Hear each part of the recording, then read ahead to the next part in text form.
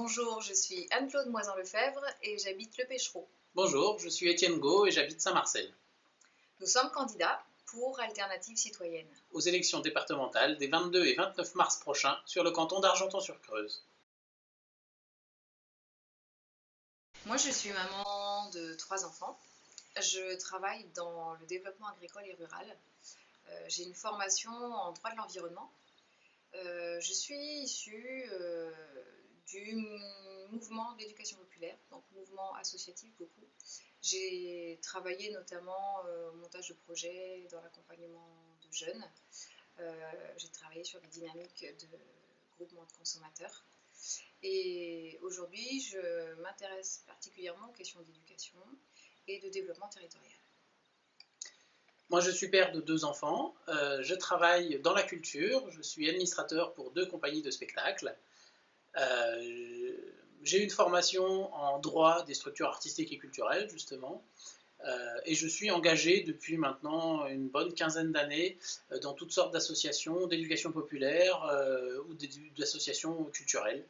Et je m'intéresse de près à toutes ces questions, effectivement, d'éducation aussi et de culture. À un moment donné, quand on a envie de faire évoluer les choses, de faire peser des idées, eh bien, se pose la question de s'investir en politique. Pour moi, ça devenait quelque chose d'importance et c'est pour ça qu'aujourd'hui, je suis adhérente à Europe Écologie Les Verts, qui pour moi est un parti qui remet l'homme au centre, qui prend en considération l'évolution de la société et la question environnementale. Pour moi, c'est des éléments fondamentaux. Moi, je me suis toujours beaucoup intéressé à la politique, et en même temps, je me suis toujours beaucoup méfié des partis politiques, des élus, et je suis en désaccord assez constant avec ce qui est fait au niveau national et au niveau départemental depuis une bonne vingtaine d'années aujourd'hui.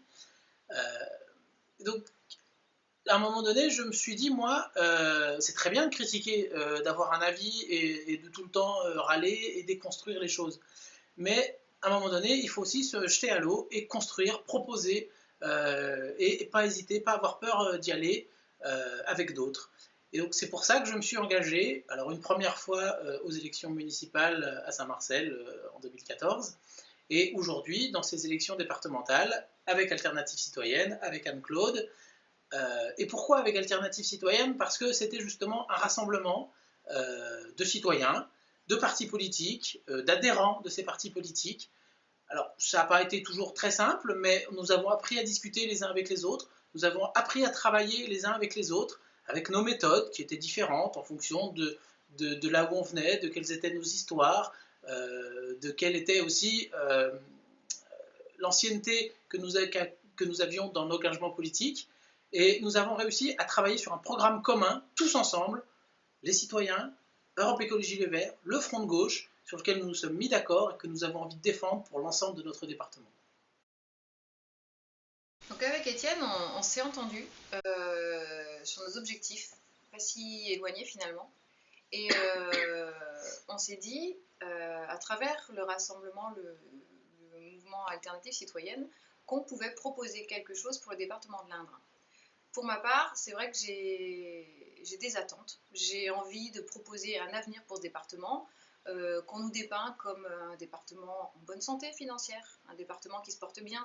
Et pourtant, la réalité, c'est aussi un territoire pauvre, un territoire vieillissant, un territoire qui se désertifie, où l'illettrisme est une réalité, la précarité grandit elle aussi.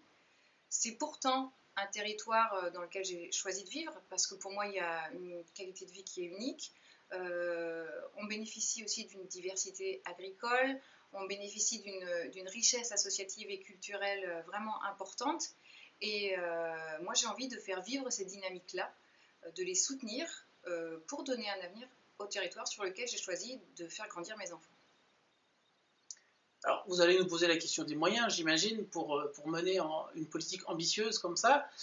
Il faut savoir que, alors aujourd'hui, comme on nous le dit, le département est bien géré, mais aucun investissement est fait et rien n'avance.